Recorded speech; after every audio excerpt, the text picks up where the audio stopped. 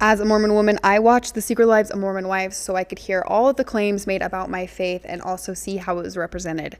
If you are curious to know what was said about our church, but you didn't want to watch the show, this is a great episode for you to listen to. And there are a lot of hot takes that we need to unpack, from the Book of Mormon's history of racism to how the LGBTQ community is treated within our faith, and also what it looks like to fight the patriarchy in 2025 as women of this faith. I understand that these topics deserve more than just my 5-minute hot takes on them. They need a whole episode. A lot of these need their own episode to dedicate, to really dive in and have experts and experiences to share. So that is something that I want to do. So if it feels like these are kind of surface level takes, that's because they are, and there's a lot that we needed to cover that they get into throughout the season. But that is something that we can look forward to, is more of these topics, deeper dives into them, and I'm excited to do that with you. So welcome to Blonde Apologist.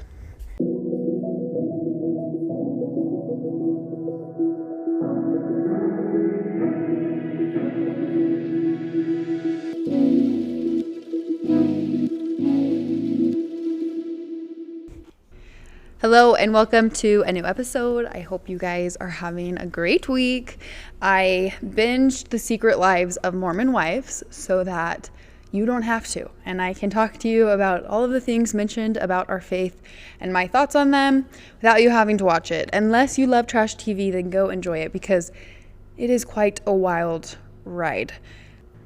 Just like the past 2 seasons, the mentions of our church feel so random and so forced by production. And it's merely because of the title of the show. You can tell that these girls don't really care to talk about the church or have much to say, but it feels like production makes them say something. I had someone message me and they said, I feel like they have a quota of how many times they have to bring up the church in each episode, because they do it in such stupid ways. And honestly, I agree with that. Every religious reference feels very planted. But I've said this in the past seasons, that I don't have issue with the women holding the title Mormon and feeling like that represents them, because obviously they all have connections to our faith, and being in Utah, they still, even if most of them have left the church, they're still very much a part of the Mormon culture, and it's in their heritage. So again, I don't have much of an issue, although I would like Hulu to change the title, because it just doesn't feel genuine. Like, it just feels forced. And I think one of the reasons why they didn't push the church stuff so much this season is because I think the general audience has caught on to that, has caught on to the fact that most of these women don't go to church and don't practice as Mormons. And so it kind of just feels like a facade. And a lot of people on social media out of our church have talked about that with past seasons. And so I think production was like, we don't have to push it as much. So maybe we can change the title to The Secret Lives of Utah Wives. Or Mom Talk Wives. Like, those would be a little more authentic to the show, but whatever, they're taking the title Mormon, and I guess it's just our opportunity as members to do more missionary work, so we'll make the most of it. And we need to, because I have heard a rumor that they are currently casting for Secret Lives of Mormon Wives in Southern California with people like Aspen Olvard.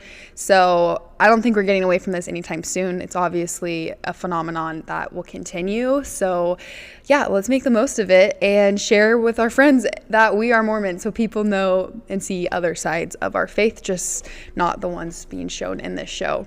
When I hear members of the church talking about this show and the representation of our church, people are often critical of how these women are representing our church. The reality is, though, that they represent their experience. I think they're a pretty good representation of a group of Utah women who are influencers, who have left the church, and who actually hate each other. That is the representation and experience that we are seeing with the show. And I honestly believe that most people watching get that it's made for the drama and not made to actually showcase what it means to be a member of the Church of Jesus Christ of Latter-day Saints. After watching the entirety of the show, I walked away honestly wishing that I could give my experience and my understanding of the gospel of Jesus Christ to these women. Like, I am not critical of the choices that they've made or how they're living their life, because my experience is not the same as theirs, and I can't judge them because I haven't lived their experiences within our faith. And I think that sometimes in the church, we make the mistake of being very critical of people when they don't follow all the standards, or they share these negative experiences. And we can't do that. Like, we have to just recognize that our positive experiences are only ours, and I don't want to invalidate their experience by saying like, oh, they're such a poor representation of the church, because you know what, they're representing what their experience has been. A couple months ago, I had a listener send me this post that JC Marie Smith posted. And if you don't know who she is a podcaster, influencer who lives in LA, and she's left the church, and she's pretty open about not liking the church. And she had done a Q&A, and someone asked her, what is your favorite thing about not being Mormon? And this is what she posted. She said, getting to wear whatever I want, not having to confess my sins to a random old man, drinking matcha, freedom in my mind to think and dream big, spending Sundays how I actually want, and raising my child with my own intuition instead of a rule book. And my listener sent me this because she's like, I want to know your thoughts on this post. And my response to her was, if this is her understanding of what it means to be Mormon, I would have left the church too. If those are her experiences and what she truly thinks it means to be a Mormon, well then yeah, why would you stay in this religion? But my experiences are so different. These things aren't restrictive things that I am worried about. Oh, because I'm Mormon, I carry around this weight. Like, my understanding is very different, and I'm not going to be critical of JC because, you know what, yeah, those things sound stupid and sucky, but they don't relate to my experience much at all. In fact, I think for me, it's definitely not worth sacrificing some of the good, even to have the opportunity to drink matcha or wear what I want. Like, again, I think I get to wear what I want, and I want to wear my garments. So it's just kind of silly and kind of demeans other people's experiences. And I don't want to do that on both sides. Like, I will respect that if that's JC's experience, then like I want to validate her choice to leave the church, and I hope that she can respect mine is very different and respect my choice to stay in the church. And that's kind of my opinion with this show as well. Now, that being said, that doesn't mean that like I follow these women or that they're people that influence my life. I can say that I respect them and not feel like I have to do what they do or like follow in their footsteps in any way. They have very little influence over my life. I also don't feel like my testimony or my experience is threatened by hearing their negative ones. If anything, I just am grateful. Like I said in the beginning a minute ago, like I'm grateful that my experience has been positive, and I recognize that might be a place of privilege in our church because, man, they had a lot of negative things to say. And that was also one thing that I'm like, are all of your experiences negative, or is production making you only say the negative? Like, there's two women who claim to be active members of the church. That would be Whitney and Michaela. Oh, not Michaela, Whitney and Macy. And even Whitney and Macy only say negative things about the church. So I'm like, why are you in the church? If like you can't genuinely say anything positive about our faith, like why do you, I'm just confused. And it feels like there's a good chance that production makes them only say the negative, but it's kind of annoying to me because that feels unauthentic. Like, I wish they would at least stand up to the church and share some of the positive and say like, hey, if you're going to show this side, you have to show the other side as well. I would respect them if they could do that, but it doesn't seem like they're willing to do that. It might affect how much they get paid or their stance with the show, and I don't have any desire to follow these women or be influenced by them because of that, because it feels like they do what production tells them to do, and they're easily manipulated because of the money and fame of it all, and it's pretty silly to me. But I mean, the show is entertaining. I think I would actually really like the show and totally get behind it if it was just called like Mom Talk, Secret Lives of Mom Talk, or Your Secret Lives of Utah Mom. But instead, it really feels like they're just exploiting our faith for this show, and it'll just keep happening. So, you know what? It is what it is. Let's go ahead, and I'm going to go through each episode and share the pieces that stuck out to me about our church and whether they feel like an accurate representation or if they feel like a planted dig. Okay, starting in the first episode, we learn of the scandal of Jesse, who is not an active member, hasn't been for several years, having a affair with this random greasy guy from Vanderpump Villa, I think is what his show was called. And Jessie shares in her her clip about this experience. She says, infidelity is really looked down upon in our church, and this is going to come out, be public, and my family who are active members will see it. And she's like really upset because she knows that she will be judged, and like she's embarrassed by how this is going to make her look. And I just thought, like, girl, be so for real. Like, infidelity is looked down in every culture and religion. Like, don't act like this is an issue because you're Mormon. And it's obvious that you're embarrassed, not because you're Mormon, but because you did something that is really crappy and something that a lot of people care about just because of their morals has nothing to do with their religion.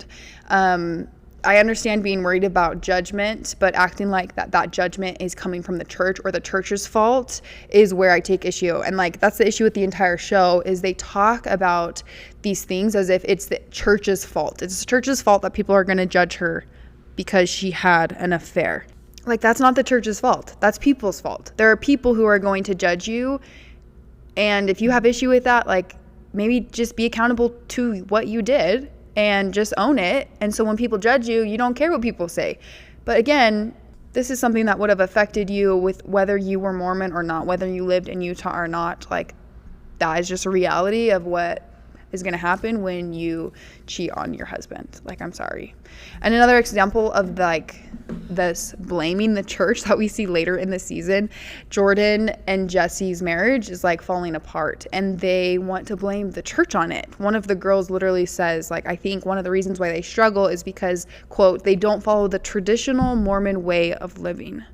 Meaning that because Jesse is the breadwinner in their family, like, and Jordan is a stay-at-home dad, their marriage is suffering. And that's because of the church's culture and the church's tradition. And again, I'm like, be so for real. Your marriage isn't working for you for many reasons, and not a single one is because you are Mormon and because of Mormon traditions and the traditional marriage and family within Mormonism. And during all of this drama, Macy makes a comment. She says, like, this is why the church tells us not to drink. And she would, if she shouldn't have left the church, like, this wouldn't have happened to her marriage, which is a pretty, like, crappy thing to say to someone. Like, if no one wants to hear that, it's very, like, judgmental. And Macy literally says, she's like, just kidding. Like, she's trying to laugh it off. But I do think there is truth that the purpose of God's commandments and the design of our faith is to protect us from stuff like this happening. And I don't think it's okay to like say that to Jessie and to make her feel that, because she wouldn't agree with that statement at all. But to me, it is just like so black and white that instead of seeing the value that could come from living God's commandments the way we're taught within our faith, she's going to say, oh, because the church is so judgmental and they push a traditional family, like, this is why we struggle. It just is very, I don't know, it's ironic, I guess, is the word I'm looking for. Okay, the next time they start talking about the church that I really find it fascinating is in episode 3. The girls are all sitting around a fire and chatting about dating. And I think it's Taylor that brings it up. I don't remember who brings it up, but they essentially ask, like, would you date outside of Mormonism, like outside of our faith? And everyone is like, yes, of course. And they talk about how there's good people outside of our faith, and it's like this misconception within Utah that, like, if you're not Mormon, like, you don't have good values or raised with good morals. And I do see that as an issue within our culture, especially in Utah, like people thinking that it's something from old generations. I don't feel like it's in our generation. Like, we obviously see that that's not true. But I do think it can be hard in Utah when so many people are members of the church that you, like, feel like you're in this bubble and that you need to find someone in the bubble, and people outside of Mormonism won't have the same high standards and values and morals. But that's not true at all. And I like how the girls talk about it here, because they talk about that's not the issue. And then Taylor makes a comment. She's like, I'm okay with having like a split faith marriage, like, and having different beliefs. What I'm not okay with is dating Mormon guys and having this double standard of like, oh, we can't drink coffee, we can't drink tea, like, we need to wear our garments, but we're allowed to have sex. And Layla starts laughing and she's like, that is my ex to a T. Like, he would make us go to church on Sunday and then we get home from church and it'd be like, hey, time to have sex. And I actually love that these girls, like, are bringing this stuff up and talking about it, because that is so disgusting and so hypocritical. And I think that stuff like that should be exposed in our church. Like, do not be a hypocrite. Like, if Christ made anything clear during his ministry, it was that he really doesn't like a hypocrite. And I recognize that we all have sins and commandments that we struggle with, but you can't be like so black and white about some standards and commandments and then really be really gray and lenient on others. I think people see through that, and I can't think of anything less attractive than someone who is hypocritical in that way and like lives that double standard. And it's funny because when I did my episode with Tammy Hill on sex education for Mormons, she talked about how like one of the things that attracts us to people, and one of the most attractive things, is people who like live with integrity and are like true to their belief system, and like that we are more attracted to individuals who do that. And so you know what, you're gonna have to own what you believe and live by it, whatever it is. And again, of course, we make mistakes, we fall short, but like not intentionally. We should always be striving and trying our best and repenting when we mess up so that we can be better, and not just ignoring some of the standards and commandments and intentionally breaking them because we want to for our own gratification. Like that's pretty gross. And I kind of like that the girls called out some boys for doing that. Now, going on in episode 4, there is a super hot topic that Layla brings up in talking about her experience in the church. She's going to an ethic hairstylist because her hair's falling out as she's been using Jay-Z's styles. And she goes to this woman, and the woman asks her, like, are you still in the church? And Layla's like, no, like, I don't even know the last time I went. Like, I haven't removed my records, but like, I don't believe it. And I have a lot of issues like with the history, obviously. And then she shares that before she converted to the church, like without knowing, she didn't know that there was scriptures in the Book of Mormon that say that black skin is a curse. And so she brings up that topic. And then she goes on to say, like, I give the church grace for this. And obviously they've denounced it, but they only denounced it in the last 10 years. So we got to talk about that, obviously. So first, I'm going to read the scripture that she's referring to. 2 Nephi chapter 5, section verse 21. It says that, and he caused a cursing to be upon them, talking about the Lamanites. And it says, because of their iniquities, because they hardened their hearts, they would not heed him. Wherefore, as they were white and exceedingly fair and delightsome, that they might not be enticing unto my people, the Lord God did cause a skin of blackness to come upon them. Now, church historians and archaeologists have made claims as to why they believe that this isn't referring to the skin color, and actually might be more metaphorical and also talking about spirituality. Like often we read in the scriptures, God uses colors to talk more about someone's spiritual state, whether they are clean and pure, then they're talked about in white. If they are turning away from him, then they also are talked about as dark, blackness, like outer darkness, for example, like we associate that with black. So not necessarily skin color, potentially talking about their spiritual state. And the reason why archaeologists and historians make some of these claims is because there's some inconsistencies in the Book of Mormon where it would be confusing if it was actually talking about skin color. For example, like when someone is converted and joins the church, in the Book of Mormon, it says that the curse was taken away from them. Obviously, we know that genetics and skin pigment can't just erase, like can't just change in the moment of someone's baptism. But here, the Book of Mormon claims that the curse was lifted from them, that they were made white. People regularly switch sides, and it's not seen as them changing skin color or race. If the curse was racial, they wouldn't instantly be able to become part of different groups. Another story in the Book of Mormon is when like the Nephites disguise themselves as Lamanites and like go and infiltrate their camp. And if they had different skin, like obviously different skin pigment from white versus black, there's no way that they would have gone away with that and been able to disguise themselves. So there's some of those inconsistencies. I'm not an expert on this, so I'm not going to deep dive into this. If this is a topic you would like me to explore more, I'm happy to get an expert on the podcast and we can talk about those things. But something that I do hold on to that is made very clear in the Book of Mormon is in 2 Nephi 26 verse 33. God says, he invites all to come unto him, black and white, male and female, Gentile and Jew, all are alike in God. And that's the doctrine. We are all alike. God is no respecter of persons. And like Layla said, the church has made a statement about this, and she is right when she says it was 10 years ago. It was, I think, in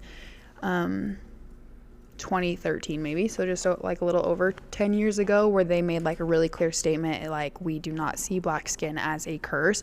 And I think that was important because obviously people are going to interpret it that way, and I can see why, and I can understand that pain. And so I'm glad the church did make a statement. Okay, moving on in the season, there is a time where Michaela is talking about how she has a problem of chasing perfectionism and trying to make her life and her marriage and everything perfect. And she feels like that stems from growing up in the church and having this culture on her. And honestly, I feel like this is a valid concern and something that I think we all experience. I feel like it's crazy how much more intense that culture is here in Utah. As someone who lived outside of Utah until I was 18 years old, I see such a difference of this perfectionism, keeping up with the Jones, needing to be the perfect best person. I did not feel that outside of Utah in the communities that I was in. So I do think that this is a culture that is Utah based, and I wish we could change that culture. Like, I hear stories about people's experiences growing up in Utah, and I'm a little alarmed. I'm a little scared.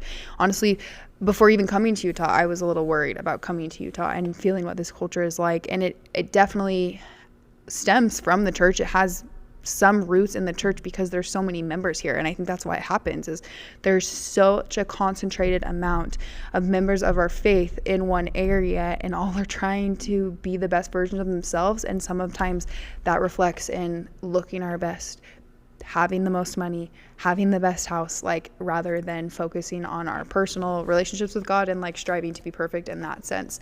So yeah, I felt for her. I know that this can also grow into a bigger issue in our church and can cause religious OCD or scrupulosity. And I have really dived into that topic over the past couple weeks because I just recently filmed an episode about that topic. And so if you feel like this culture has impacted you to the point where you do struggle with religious OCD, next week's episode is going to be for you. Actually, next week is Thanksgiving. The week after Thanksgiving, it will be for you, and we will target that topic because so many people struggle with this idea and feel like they're falling short because they're not perfect or disappointed in their lives, or feel like even God is disappointed in them because of what their life is turning out to be. And so I don't want anyone to be in that boat, and I want us to try to overcome this culture in whatever way we can. So stay tuned for that episode. Okay, you ready to jump into another very hot topic that was brought up on the show? In episode 8, it was all about being LGBTQ allies. And Macy says that the church has a stance against the LGBTQ community and that we need to get with the times. And I have a few thoughts. My first thought is that the church is never going to change its stance. The doctrine is that marriage is between a man and a woman, and that has been God's law since Adam and Eve. Now, if she sees us holding that belief and that standard and says, well, that means you're against the LGBT community, that assumption makes me quite kind of sad because it flattens a very real, a very nuanced conversation that definitely is tender and a pain point for a lot of members of the church. I feel personally like I have been able to support and love my LGBTQ friends in countless ways. I would never hope someone would say, oh, Lauren's against the LGBTQ community because she is a member of the Church of Jesus Christ of Latter-day Saints. Like, I want them to have rights. If the government tried to take away their rights, you better believe I would be in the next Pride Parade trying to help advocate for them to be able to live their life, because I believe that's a right that they have. And just because someone or a group doesn't follow a commandment that I believe comes from God doesn't mean that I'm against that person. A few years ago, I watched a video where someone claimed that President Oaks hates gay people. And I feel like claims like that are just completely unfair. We can disagree with a behavior and hold to God's commandments and not have hatred towards a person. In fact, I can love them. It just feels like such an oversimplification, honestly, a harmful way to describe people when you don't know them personally and you're going just off of a belief system that they're holding to that comes from God. Like, I have a lot of beliefs that I disagree with people on, does not mean that I hate those individuals. I don't hate anyone. I don't think the church hates anyone. I don't think true disciples of Jesus Christ should hate anyone. I believe Christ expects us to show love and charity and support every one of God's children. even when we don't align on every belief and lifestyle choice. And I feel that that's what I need to do. And I definitely feel called to help support my friends who are LGBTQ. And I know that that call comes from God. I think what really gets me is how gross of a stereotype this is. But she's making it seem like it's everyone in the church. And this bothers me because I know how real and painful this topic can be for many members. I know the wrestle and the struggles that many, many Latter-day Saints have, and how much the majority of saints are trying to find the best way to support and love their LGBTQ friends and families. Like, that this is a real thing, and to just make these statements feels like you're undermining those people and their experiences. And then I think about my friends who are LGBTQ who have stayed in the church, who have found a lot of belonging and conviction and support within our gospel. And I don't want to invalidate their choices or pretend like this church is against them and this isn't a place where they should be. Like, the cast of a reality TV show does not get to dictate that. And I don't know, I'm just like disappointed in the way that she conveyed our church and how we feel about the LGBTQ community. She goes on and says that Mom Talk is here to smash the patriarchy and be LGBTQ advocates. And I'm all for the LGBTQ advocates, but the smashing the patriarchy, like, that was the whole theme of seasons 1 and 2. And I truly don't understand where these comments come from or what they think they're doing to fight the patriarchy. It's like, who exactly is holding you guys back? No one in the church is telling women that they can't work. Not in this generation, not currently. Or that they have to fit a certain mold and look like a certain wife and mother. In our generation, that's not happening, so we can stop pretending otherwise just to boost a storyline. In fact, I think in some ways it puts down the experiences of the women who really did fight the patriarchy and did push and make ways and work through their personal wrestle to work and to be working mothers within our LDS community. But I feel like those strides were made decades ago, the generation and the 2 generations before this current Mom Talk generation. I wish that they would actually make a stance and make strides in women supporting women. Like, let's have some female empowerment. And I think that's what they want to do with this show, but it's so bad. Like, these are really hardworking women that are doing big things, and wow, they could influence the world for good if they showed people how to treat others like Christ and empower each other. But there's none of that happening in this show. They're constantly tearing each other down. They're always chasing status and fighting for the shiniest seat at the table. Like, they feel like such mean girls. And again, it would be entertaining if it was just random trash TV, but it's the fact that they put Mormon on it and drag the church into every episode that makes me feel like I kind of want to call them out a little bit, because that's what they're doing to our church, but in a way that is very one-sided. Okay, moving on to another episode. There is a moment where Jen is talking to one of the Dancing with the Stars professionals, and she says this quote, "I feel like I have gone through my own kind of faith crisis.